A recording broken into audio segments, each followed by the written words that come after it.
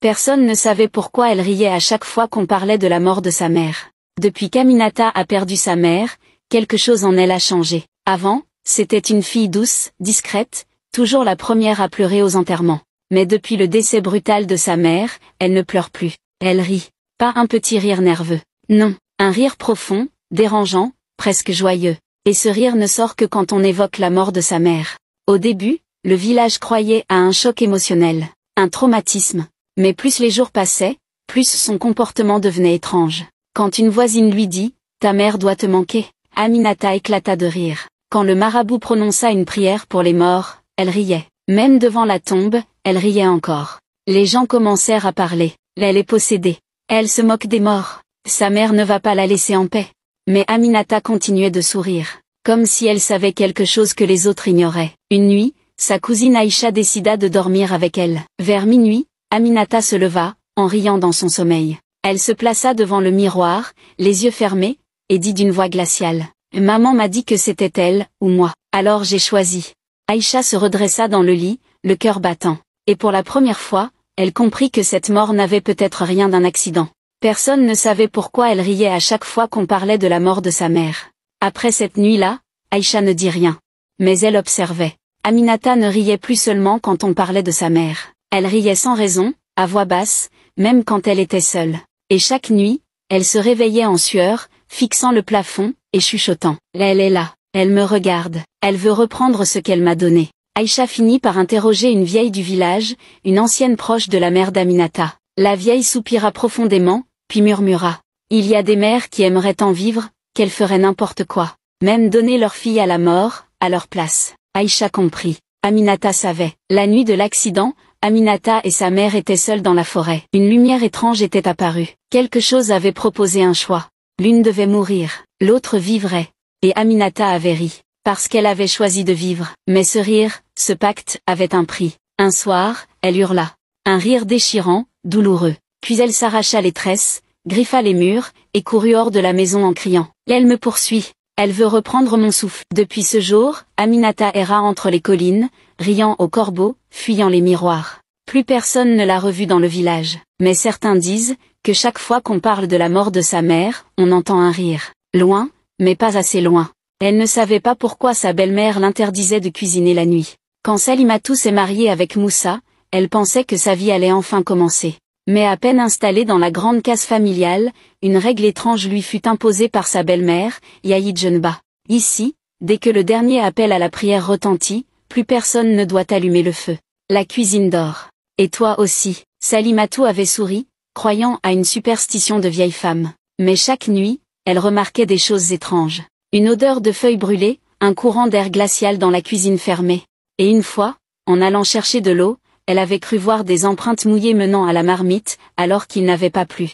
Une voisine lui glissa un jour à l'oreille. Ne pose pas trop de questions sur cette cuisine. Ta belle-mère a enterré un secret là-bas. Et certaines choses se réveillent avec la faim. Salimatou rit. Jusqu'à ce fameux soir. Son mari rentra tard, fatigué, affamé. Elle ne voulait pas le laisser dormir le ventre vide. Alors, elle se leva, en silence, et entra dans la cuisine. Tout semblait calme, sauf cette marmite posée là, au centre. Elle s'approcha, souleva le couvercle.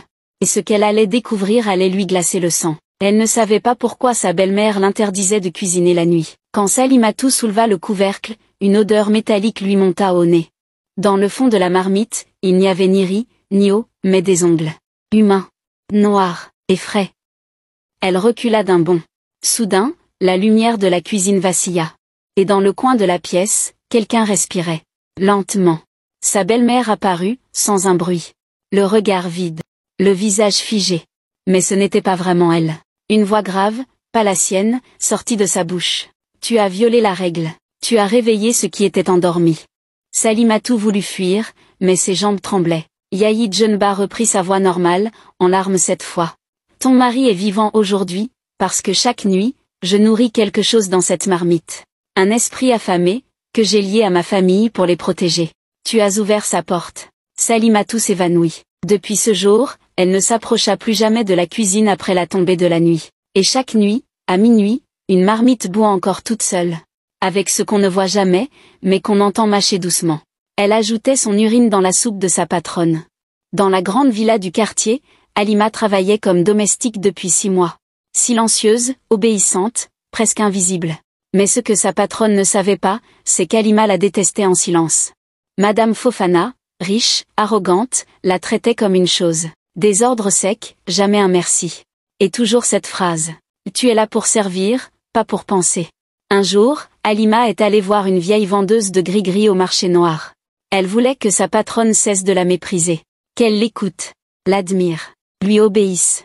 La vieille femme lui a tendu une petite bouteille et a dit « Mélange 3 gouttes de ton urine dans sa nourriture, pendant 7 jours, et regarde. » Le soir même, Halima a versé quelques gouttes dans la soupe. Un geste discret, rapide, et chaque soir, elle recommença. Le 4e jour, quelque chose changea. Madame Fofana la fixa longuement et dit « Tu cuisines mieux que ma propre mère. » Le 6e jour, elle lui offrit des bijoux. Le 7e, elle l'appela ma fille. Mais ce qu'Halima ne savait pas, c'est que ce rituel avait 2 effets. Le pouvoir de soumettre, et le pouvoir de lier l'âme de la victime à la sienne. Mais ce qui allait lui arriver la semaine suivante allait lui faire regretter son acte.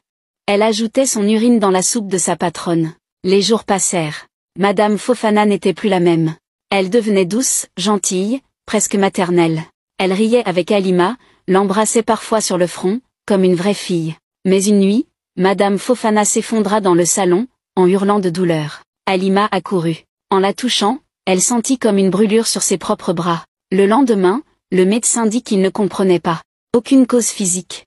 Mais des douleurs intenses, comme si le corps était en feu de l'intérieur. Et chaque crise, Halima la ressentait. Elle retourna voir la vieille vendeuse, paniquée.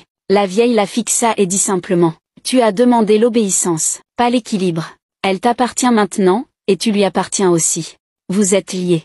Si elle meurt, tu la suis. » Halima tenta de fuir, de quitter la maison. Mais à chaque fois, ses jambes devenaient lourdes, son ventre se serrait, et sa peau saignait. Elle était prisonnière du lien. Un soir, Madame Fofana, affaiblie, murmura à Halima « Tu m'as fait quelque chose, je le sens, mais je ne peux pas te haïr, je t'aime. » Et ce jour-là, Halima comprit. Elle avait détruit une ennemie, pour créer une mère. Mais trop tard. Quand Madame Fofana rendit son dernier souffle, Halima s'effondra à son tour, les yeux grands ouverts. Sur ses lèvres, un mot qu'elle n'avait jamais osé dire. Pardon.